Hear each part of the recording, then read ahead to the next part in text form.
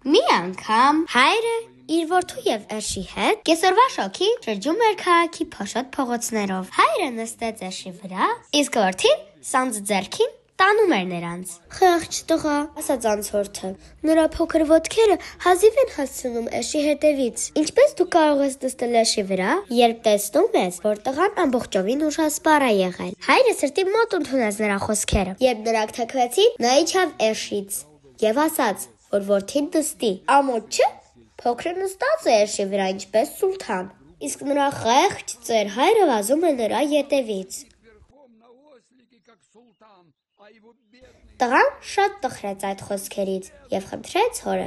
նստել էշին իր հետևում։ Բարի մարդիկ, դուք երբևիցե տեսել եք նման բան, բացականչեց կինը։ Այդպես տանջել կենթանուն։ Խեղճ էշի ողնաշարն արդեն իջել է, իսկ ծեր ու ջահել լամպանները նստած են վրան։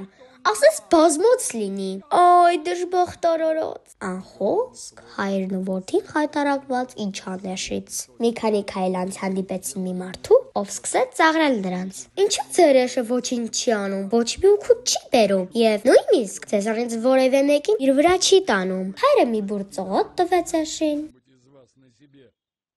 ու ձեռքը դրեց որդու ուսին։ Ինչ էլ որ անենք, ասաց նա, անպայման կգտնվի մեկը, ով մեզ հետ համաձայն չի լինի։